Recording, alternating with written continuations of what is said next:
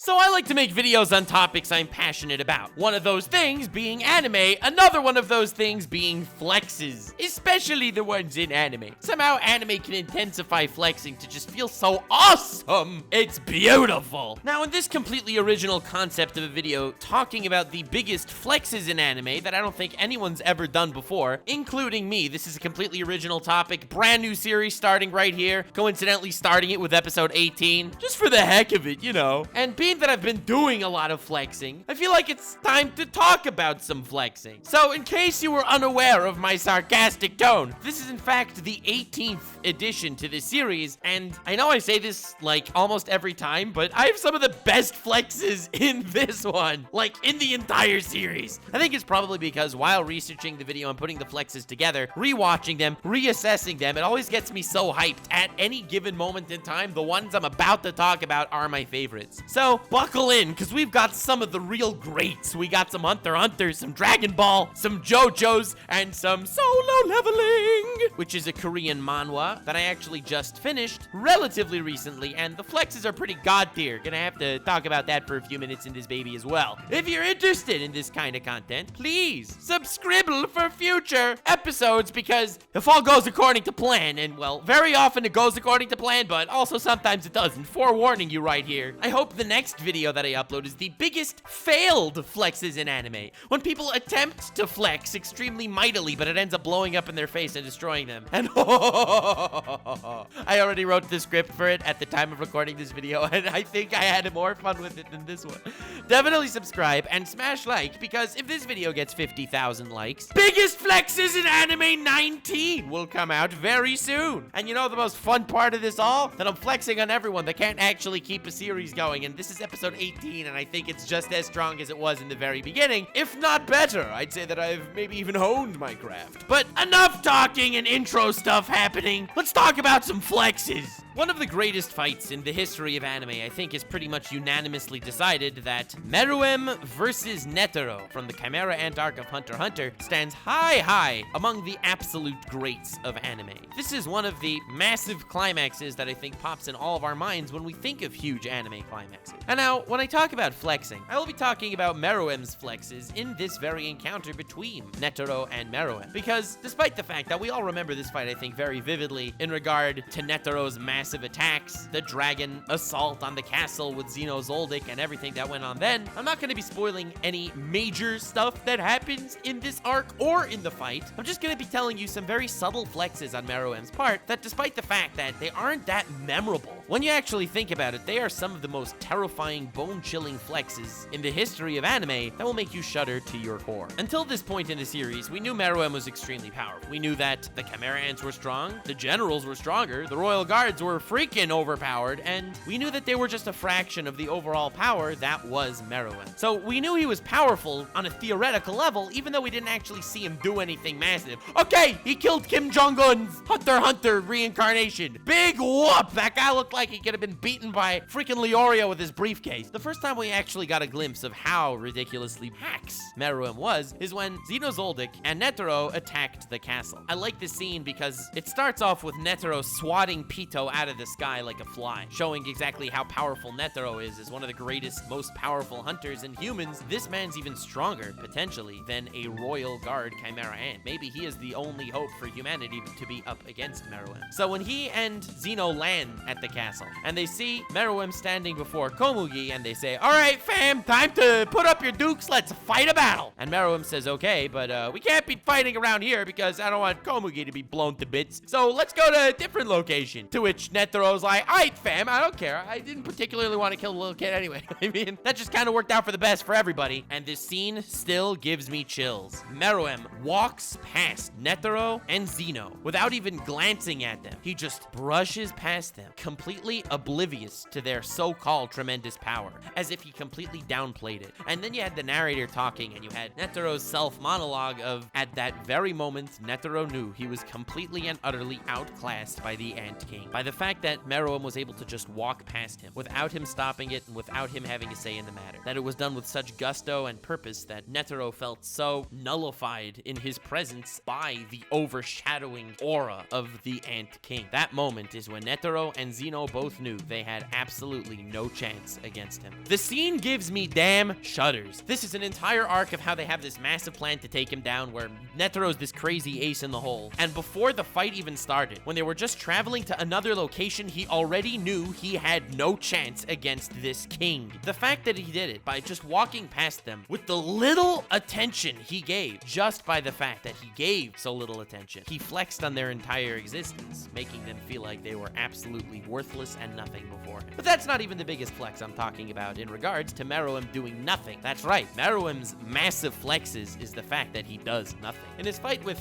Netero, which will echo throughout time as one of the anime greats, as I've mentioned, we all remember the really flashy moves. We remember the 99-hand Buddha god thingo and how badass Netero was. We remember Netero losing an arm and a leg, and with sheer willpower alone, he managed to close the wound. We remember that. We even potentially remember the ideological debate beforehand, where Meruem did not want to kill Netero because Netero was a human worth saving. There was a value to him. So Meruem, the monster, acted as a human, and Netero, the human, was unfortunately forced to act as a monster and attack him relentlessly, even though he knew that Meruem did not want to kill him. But here's where the biggest flex comes out. It's not even the flex of his ideology and the fact that he flexed on the entirety of humanity by acting more humane than the humans he was opposed to their existence, but it was the fact that in the middle of this massive fight, when Netero unleashes the most horrid and massive flurry of punches towards Meruem, where he deftly avoids taking any hits that even caused pseudo damage, the man sits down. In middle of a fight against Netero, this sworn enemy, the strongest human, the only one that had a chance of defeating him, he paid him so little attention, he would flex on him by just sitting down in middle of the fight. He had no interest in killing him, and he was not going to lose this ideological battle. This is one of the biggest flexes in anime. Normally, I like to talk about the flexes from a more hyped up standpoint, because it just makes you feel so awesome. But I feel like any scene that really invokes emotion does its job well. And this scene did its job well. I was shuddering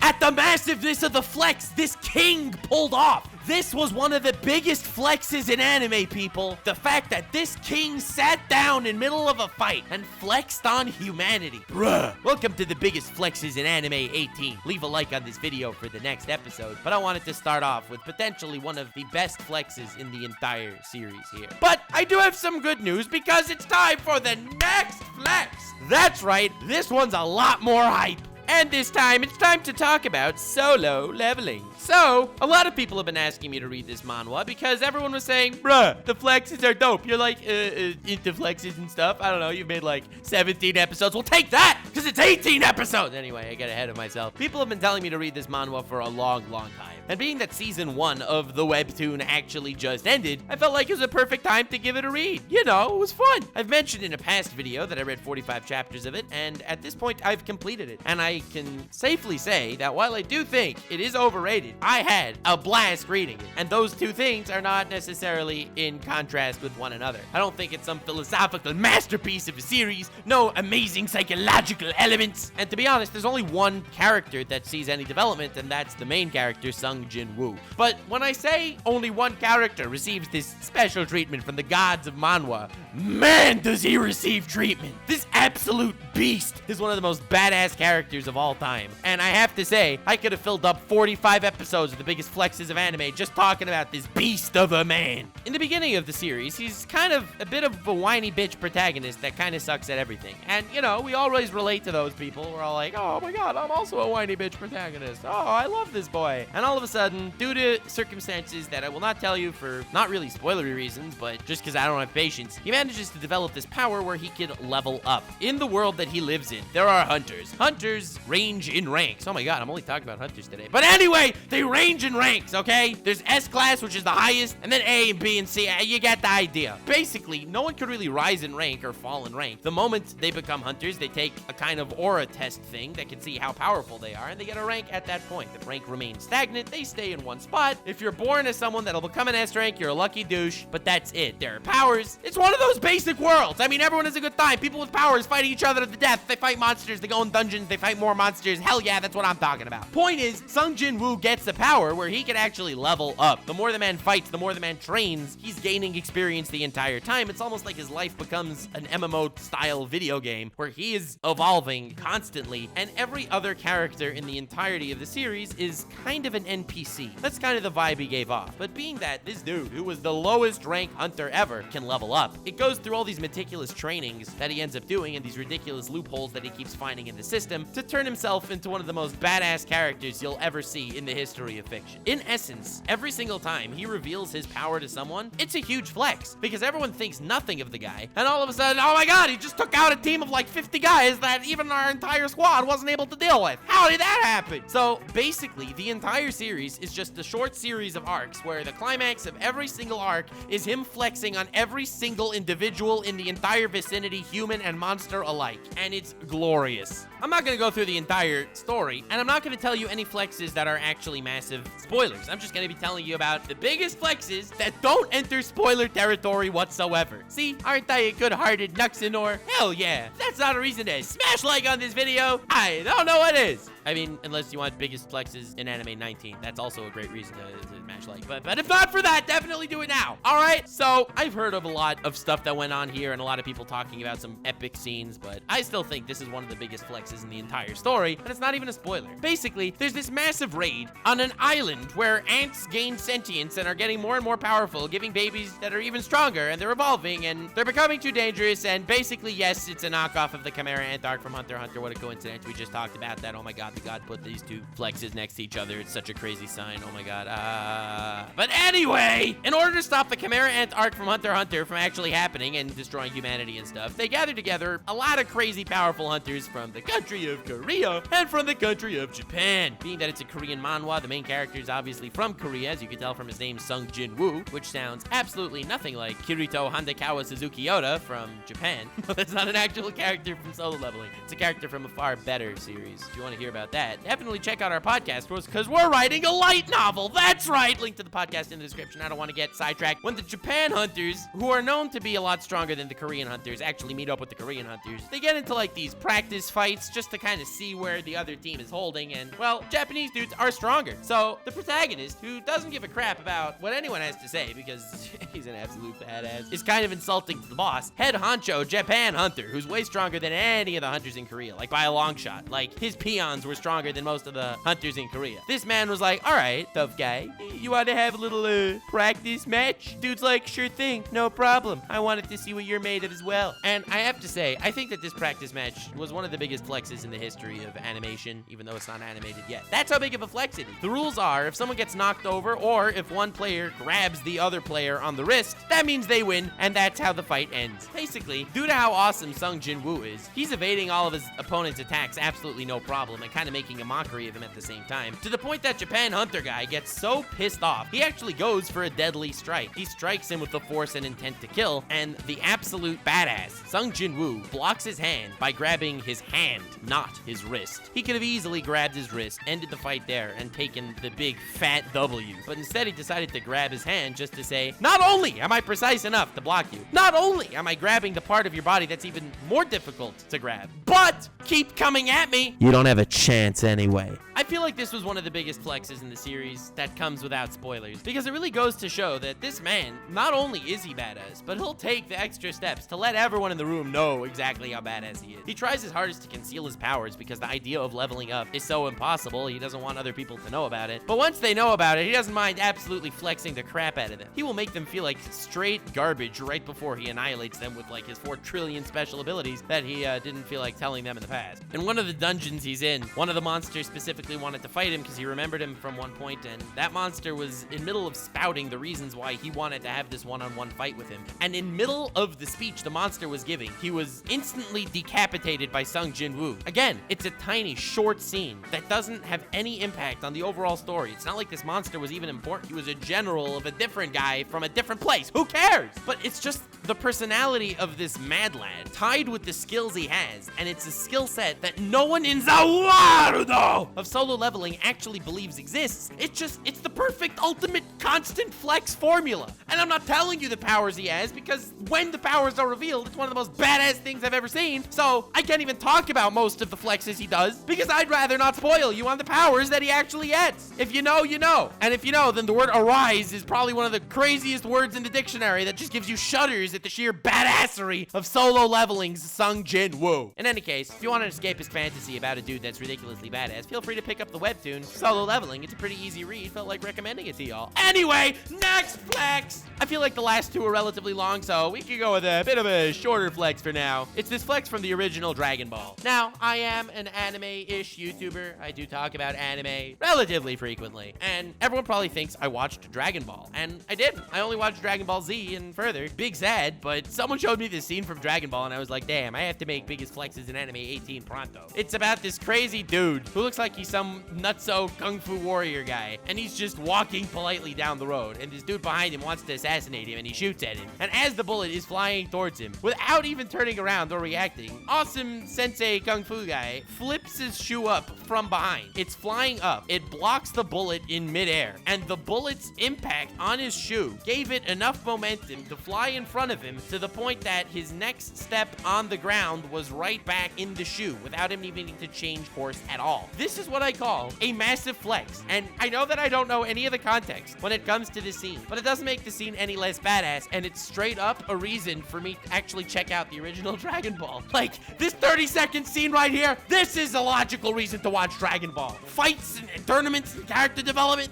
No, fam, I'm sorry. But the fact that this guy blocked the bullet with his shoe and it flew over his head and his foot went right back into it without missing a beat, bruh, this is a reason to watch Dragon Ball right here. I don't know, I just had to say it, I'm sorry. Next flex! So this is gonna be like a sort of composite flex from a bunch of little flexes from the absolute genius that is the Yu-Gi-Oh! GX dub. At certain points, I wanted to make a video talking about why the Yu-Gi-Oh! GX dub is both the greatest and worst English dub from anything of all time ever in the history of the world, period. And I might still do that, not gonna lie. But I wanted to talk about just a few little funny things that happened in the third major story arc, when a whole bunch of students from different schools came to Duelist Academy to kind of flex on all the other students. So I'm gonna mention one small flex from each of these three individuals from different schools that showed up because they're beautiful. They're just straight beautiful. So, to go in chronological order, first, Axel Brody gets into a duel with Jaden, and Axel Brody gets really freaking worked up after the duel. So worked up, in fact, that he would faint unless he eats the perfect combination of proteins and carbs. Yes, this man is gonna flex on us so hard right now with the power of facts and logic, as well as real-world, nutritionist nuggets of information. It will make your butthole clench so hard from the sheer awesomeness of what you are about to witness. Because right after this man says, finally, the perfect combination, and I repeat, the perfect combination of proteins and carbs, the Mad Lad then proceeds to eat 4 dozen burgers and 30 deep-fried chicken nuggets. That's right, ladies and gentlemen, you've heard it here first on the Yu-Gi-Oh! GX dub. After dueling, getting into a rough, grueling card game that makes your knees all wobbly, you need to eat the perfect combination of proteins and carbs. And of course, he talks to himself out loud. All right, Axel Brody, time to eat the perfect combination of proteins and carbs since I just got extremely worked up after a duel. And Adrian Gecko, another member of the fantastic students from other schools, kind of has to flex on him. He's standing outside the door, and in the sub, I believe, he doesn't say anything at this point. He's just standing there ominously. But in the sub, they like to give him like this little inner monologue of like, God damn, why does everyone think out loud in this stupid school? You know the typical anime memes, how everyone talks to themselves out loud? Well, if I combine my bread with cheese and a toaster oven, I can create the ultimate Blue Eyes ultimate grilled cheese sandwich. And people proceed to talk to themselves out loud in anime all the time. And this man right here in his mind flexing on them with the power of the English dub, putting words in his mind that didn't exist in the sub altogether. Huge moves there. But I think the biggest flexes as far as these 3 students from other schools that don't like become main characters, we got the Mad Lad himself, Jim T. Crocodile Cook. This man's from Australia, and you know that because he has a massive crocodile on his back. Now, this crocodile is his partner and everything, okay? The absolute mad lad. He gets into duels, and he's all great at that and stuff, but then he unleashes the crocodile, and it's like, crikey, mate, that's terrifying! But I think one of the funniest and hugest flexes of this absolute Chad is the fact that, yes, he's lugging around like a 2-ton crocodile on his back for the entirety of the story, just like hiking up mountains and stuff. But the funniest thing is, in Yu-Gi-Oh, everyone's essentially useless. Like, even the superheroes of the generation, they're kind of dweeby individuals that are just playing card games, but not Jim T. Crocodile Cook.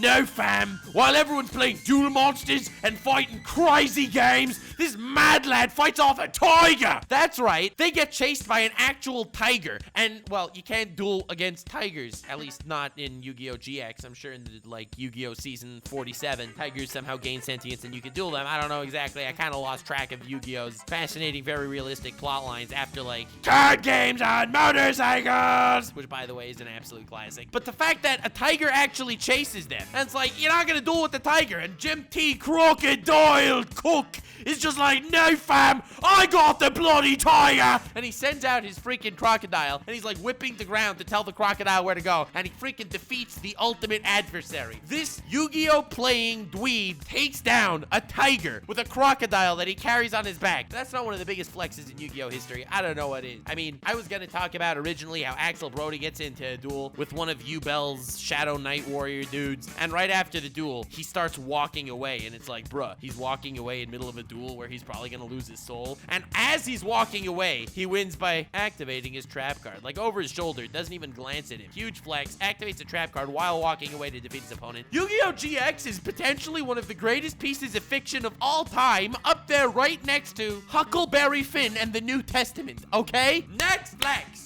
And this one's from JoJo's Bizarre Adventure. Now, we're all used to some JoJo flexes, okay? JoJo flexes essentially are always fantastic. They make you so happy and honored. And there are so many flexes that I wanted to talk about in JoJo's. I'm just gonna be talking about this one, not gonna lie, because it was in the comments of my latest video. That's right. If there are any flexes you want to see me talking about, let me know in the comments, and they very well might be in Biggest Flexes in Anime 19 when it hits the like goal. Hell yeah, smash like. I mean, I still have a lot of ideas, don't get me wrong, but if you know, the Biggest Flexes in Anime series continues flourishing as gloriously as it has been, I might eventually run out. So let me know in the comments. And the point is, out of all the flexes in JoJo's, I actually kind of forgot about this one and didn't really regard it as a flex, but you know, in retrospect, it's a huge flex and I love it. So in part 4, there was this one dude with a stand that with like these really terrifying feet that can like sniff you out and can fly around at like 60 kilometers an hour, chasing people down and then like sucking them of all their energy. Because honestly, that's one of the scariest things you could ever imagine. Can you imagine ethereal feet chasing you at 60 kilometers an hour? I don't even want to think about something like that. I'm scared when feet chase me at like 35 kilometers per hour.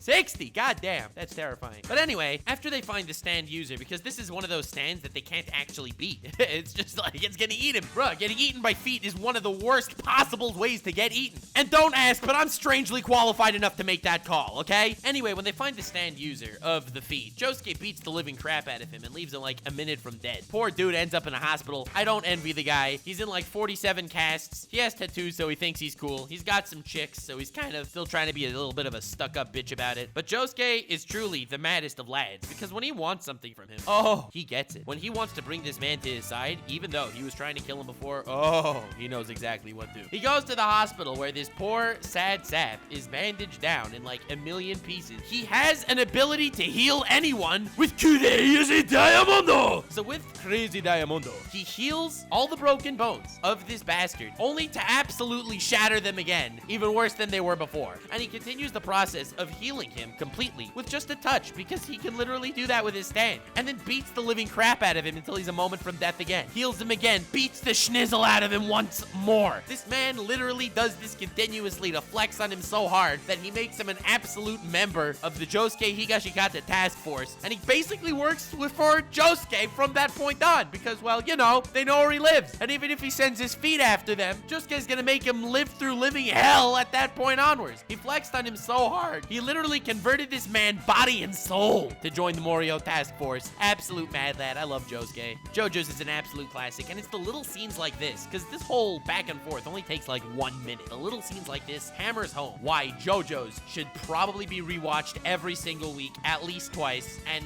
it's a perfect time, because we're all in quarantine right now. Jump on that JoJo train! Watch JoJo's! Not trying to be toxic here or anything, but if I have to be, I know how to get there. Final flex! Fam, it was a fun road. I thought this was a pretty epic episode of Biggest Flexes in Anime, and I wanted to talk about another flex. Now, I saved this one for the end because it's an anime that I just finished binging for the first time. Over quarantine, where it's the ultimate time where you can binge shows because we're all stuck at home anyway. If your bucket list does not contain One Piece, Gintama, JoJo's, and more, your bucket list is missing something, or you already watched them and you are in fact a man of culture. Nothing but respect for you, my child. Anyway, over this quarantine, my big binge project was the Monogatari series, because I've heard so many good things, but I never actually wanted to set foot in there, being that, you know, I always found it a little bit confusing as far as the whole timeline thing. I knew it went out of chronological order as is, so when I asked Misty Cronexia, yo, how do you watch a Monogatari series? He's like, well, you can watch it in the chronological order, in the release order of the novels, or in the release order of the manga. And I'm like, well, just give me a freaking list and I'll try to get through it. And he's like, well, no problem. You do Baka Monogatari, Kiza Monogatari, Nisa Monogatari, Neko Monogatari, Monogatari second season, Hana Monogatari, Tsuki Monogatari, Owari Monogatari season 1, Koyomi Monogatari, Owari Monogatari season 2, and then Zuko Owari Monogatari the movie. And I'm like, well, god damn. Is that it? Is it as easy as that? He's like, well, in fact, no. Because remember how I told you to watch Kiza Monogatari? Well, that's actually 3 movies. That's Teketsu Hen, Neketsu Hen, and Reiketsu Hen in that order. And I'm just like, oh god. So quarantine was a lovely time where I could actually sit down, get through the entire Monogatari franchise, and I have to say, it is in my top 15 anime of all time. I absolutely loved it dearly. It was a huge move to watch it, and I highly recommend it to anyone that appreciates dialogue in their shows, because it is dialogue heavy and the dialogue is gold. As far as character development, it's also amazing, but the flex I wanted to talk about was not, in fact, that it's written in such a complicated, freaking convoluted way to watch it, okay? That was not the flex. It also was not the flex that I managed to memorize all of that. It sounds like I'm laying down bars of straight fire right now. Top 10 rappers that Eminem feared to diss. Anyone who memorized the order to the Monogatari franchise. But the flex I wanted to talk about is a huge spoiler, so I will then allude to it only and not actually spoil anything. My second favorite character in the entire Monogatari series is Ogi Oshino, who is a primary character in the Owari Monogatari arcs, and I freaking love her. She's amazing. What a brilliantly written character she is. And a lot of characters in the Monogatari franchise have like go-to lines, like when Hanakawa blows your mind with some random facts and logic, you're like, damn, Hanakawa, you know everything. And she's like, I don't know everything, I just know what I know. Or when Hachikuchi messes up Araragi's name and's like, hi Araragi, he's like, yo, that's not my name. And she's like, oops, I stuttered. And he's like, no, you didn't. And she's like, I did. And he's like, she did? Like, the back and forths between a lot of characters are played out, and they're cute, and I love them. So a lot of us didn't really think about the deeper meanings behind what certain characters meant when they said their go-to catchphrases. Like, one of Ogi's go-to catchphrases, and this is one of the reasons why I fell in love with her character altogether just upon meeting her, is she'll tell you, like, some ridiculous thing that there's no way she could have known. How on earth could she have known something like that? And the main character's like, yo, how much do you know? And then Ogi answers, it's not about what I know, it's about what you know. And if you finished Owari Monogatari, you know why, in retrospect, this line is one of the biggest flexes in